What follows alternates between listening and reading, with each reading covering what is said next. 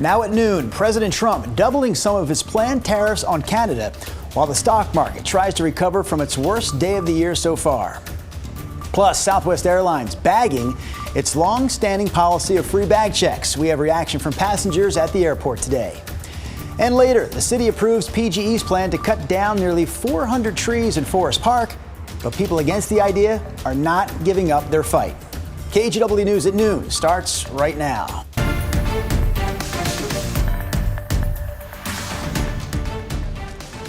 And we start here at noon with breaking news. The U.S. says it will restart intelligence sharing and assistance to Ukraine after Ukraine said it was ready to enact an immediate 30-day ceasefire. That ceasefire is subject to an agreement by Russia. Secretary of State Marco Rubio said the U.S. would present the ceasefire offer to the Kremlin.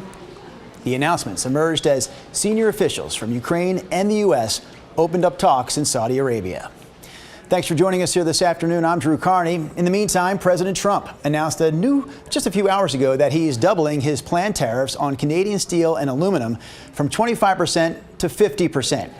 The tariff is slated to go into effect tomorrow. The president said the increase is a response to Ontario announcing yesterday that it was tacking on a 25% surcharge for electricity sent from the Canadian province to 1.5 million Americans. On the economic front, Wall Street suffered through its worst day of 2025 on Monday. A significant sell-off left all three major indices down yesterday as the stock market reacts to the president's trade actions. NBC's Garrett Hake brings us the latest here from Washington, D.C.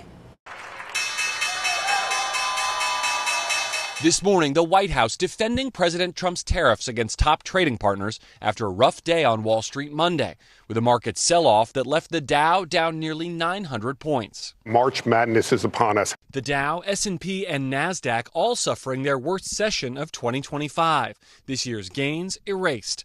Wall Street analysts blaming the slide on President Trump's trade war and increasing fears of a possible recession, which the president did not rule out in an interview Sunday. Are you expecting a recession this year?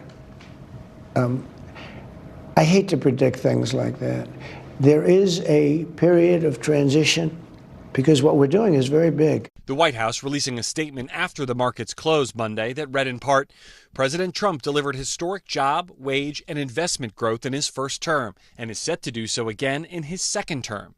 His top economic advisor on Monday morning downplaying concerns. But for sure, this quarter, there are some blips in the data. One of the stocks suffering most, Elon Musk's Tesla. Musk asked yesterday about managing the president's cost-cutting efforts along with his businesses. How are you running your other businesses? With great difficulty.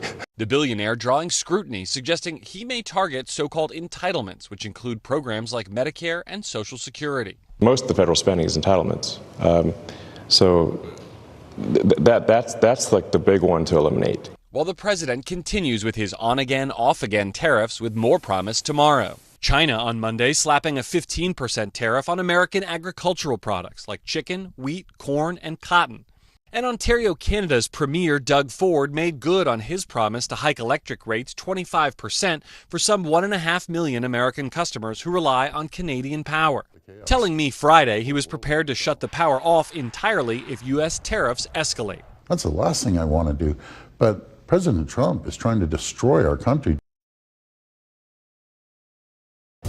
Again, that was NBC's Garrett Hake reporting for us here this afternoon. All right, time to take a break from the headlines as we head upstairs to the KGW weather deck. Rod Hill enjoying that weather outside. Rod, what do you have for us here? Well, I would say I'm enjoying it. I didn't bring a jacket today. It's a little chilly up here, Mr. Carney. Temperatures in the 40s, and you can feel a hint of some mist in the air. Again, I'm up here on the weather deck brought to you by Rick's Custom Fencing and Decking. It is a solid low cloud deck really across our entire region at this hour as we await rain to pick up. Probably in Portland, not until this evening, but I do want to show you the radar. See all the light green areas, all of that, none of it I can find being reported as reaching the ground, but it is a sign that it is a low cloud deck and the radar is hitting those raw water droplets in elevation up in the cloud deck itself. Here's a look at some of our live cameras at noon. Again, all surface reporting spots saying that they are dry. Lincoln City, Schnuckwins Casino Resort, a temperature of 46 degrees, cloudy skies being reported good there. And it's pretty much the same story here in Portland. As we look at the Rose City camera, our temperature is only up 1 degree over the 11 o'clock a.m. number. So at noon, we're at 47. There's virtually no wind up here. I can verify that. So our planner for the remainder of your day, don't be surprised if you start feeling a little bit of mist in the air with the low cloud deck. We'll be about 51 degrees, no wind at 4 p.m. And then once we get into the evening, the rain shower chances start to pick up. 49 at 8 o'clock. Eventually overnight tonight into tomorrow morning, rain will be likely as we have that cold front coming in Wednesday morning. And it is that front tomorrow that will kick off a stretch of heavy mountain snow and eventually some pretty hefty rain amounts here in the valley in the coming days as well. We'll have all of your Futurecast movies for you coming up in just a bit. For now, from the weather deck, I'm Rod Hill. All right, Rob, we'll see you here in about 10 minutes. We also have a traffic alert to pass along this afternoon. Cornelius Pass Road is closed between Highway 30 and Old Cornelius Pass Road because of a two-vehicle crash. Tualatin Valley Fire and Rescue says 2 people were taken to the hospital with serious injuries, although there's still no word yet on how exactly this crash happened. Southwest Airlines is making headlines today after announcing that passengers will have to start paying a fee to check their bags. For years, people flying Southwest have been able to check up to 2 bags for free, but the airline said it could no longer ignore that its rivals made more than $5.5 billion off bag fees just last year. We talked to Southwest passengers earlier today at the airport. That sucks. I mean, I actually didn't know about their free thing until this trip. So that was oh, cool.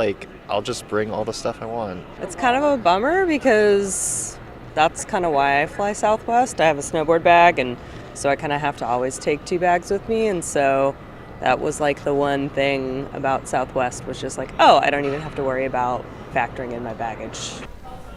So here's the deal. Southwest passengers outside of the top tier fare class will have to start paying to check their bags on May 28th. A former Milwaukee police officer accused of possessing and duplicating child pornography is out on bail. 57-year-old John Foreman turned himself in on Friday and made his first court appearance yesterday. The Clackamas County Sheriff's Office says it started investigating this case over a year ago in January of 2024 after detectives got a tip from the National Center for Missing and Exploited Children. Then last June, they identified Foreman as a suspect and the Milwaukee Police Department placed him on leave.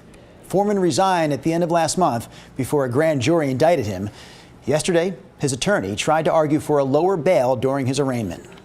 We believe that the amount of $150,000, however, is excessive in relation to the lack of criminal history by the defendant, by his long ties to the community, and his long years of working with law enforcement. Bail was set at $150,000 and Foreman posted it last night. His attorney said that Foreman pleaded not guilty to the felony charges. He's set to be back in court next month. Nearly 400 trees are slated to come down in Portland's Forest Park as part of PGE's plan to expand transmission lines near Highway 30. The city approved PGE's permit on Friday. Some people have been fighting this plan, though, from the start. And as KGW's Catherine Cook explains, that group says it plans to appeal the city's approval. It was a blow, because this is such an iconic spot. Forest Park means a lot to Scott Fogarty. He's the executive director with the Parks Conservancy, and he's been fighting Portland General Electric's plans to add new transmission lines and upgrade existing lines through the park. But on Friday, the city approved the project, which entails the removal of nearly 400 trees along Highway 30 near Linton.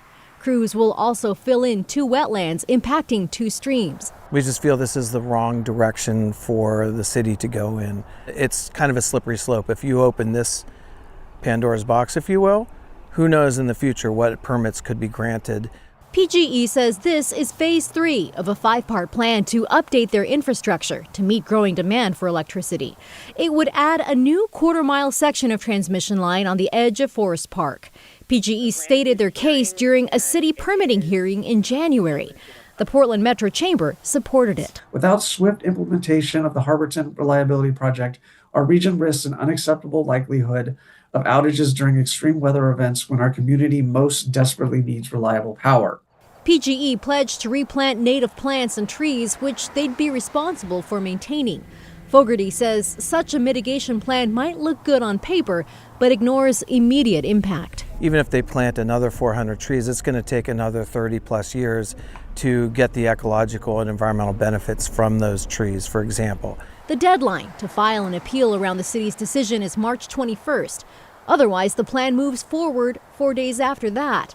The cost of filing an appeal is around $5,800. It seems like a high number, and it is. And so we're looking at how do we do that and who do we partner with on appealing this. Catherine Cook, KGW News.